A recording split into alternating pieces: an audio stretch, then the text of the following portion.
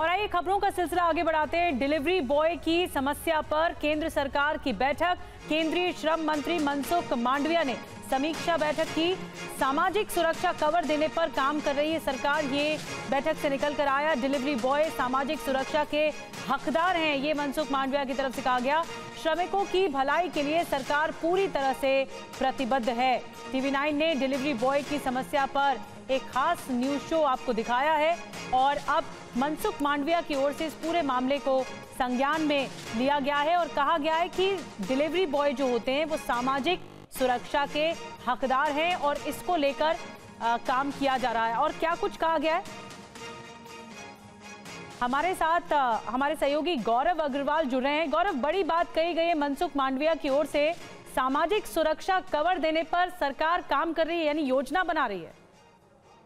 बिल्कुल निधि, आप सही कह रही हैं। देखिए, गिग वर्कर्स की हालत को लेकर TV9 भारतवर्ष ने ग्राउंड रिपोर्ट की थी और उस ग्राउंड रिपोर्ट में हमने दिखाया था कि इनकी हालत अच्छी नहीं है। हमने ये दिखाया कि किस तरह से उनको बहुत विषम परिस्थितियों में काम करना पड़ता है और किस तरह से उनको उतना जितना उनको पेमेंट मिलना चाहिए या जितना उनको भुगतान मिलना चाहिए उनके हिसाब से वो कम है। कंपनियां उनको PF की कोई सुविधाएं नहीं देती, कंपनियां उनको स्वास्थ्य बीमा देती हैं लेकिन वो बहुत ज्यादा टेक्निकल है जिससे उनको जल्दी मिल नहीं पाती उसकी सुविधा। लाइफ इंश्योरेंस उनका है नहीं, जिसकी वजह से उनको सामाजिक सुरक्षा भी नहीं मिलती और वो चाहते हैं कि सरकार इस मुद्दे पर कुछ उनकी तरफ ध्यान दे। और ये जो ऑनलाइन एग्रीगेटर कंपनियां हैं, चाहे वो फूड डिलीवरी हो या किराना डिलीवरी हो, चाहे 10 मिनट की डिलीवरी हो, उसमें वो उनके सहूलियत के लिए कुछ उन कंपनियों से बात करें। और जब TV9 भारतवर्ष ने इस मुद्दे को प्रमुखता से उठाया, हमने अपनी ग्राउंड रिपोर्ट में उनसे बात की, उनके मुद्दों को लोगों के सामने रखा।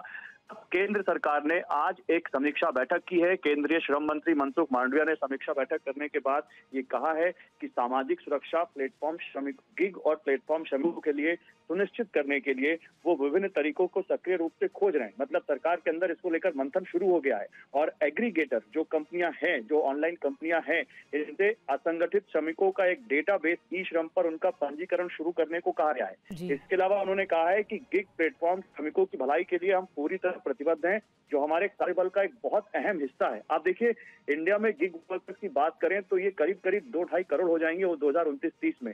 और इनकी सालाना कमाई की बात करें निधि तो 2.5 लाख रुपए के आसपास एवरेज है। एक फूड डिलीवरी बॉय जो आपके यहाँ पिज्जा, पास्ता और बहुत महंगी चीजें, डिशेज सर्व करता है, वो सूखी रोटी चावल वो भी दिन में एक बार खाता है या नहीं भी खा पाता है। दिन में 100 से 120 किलोमीटर औसतन बाइक पर सफर करता है, जो अपने आप में एक बड़ा खतरा है उसके लिए।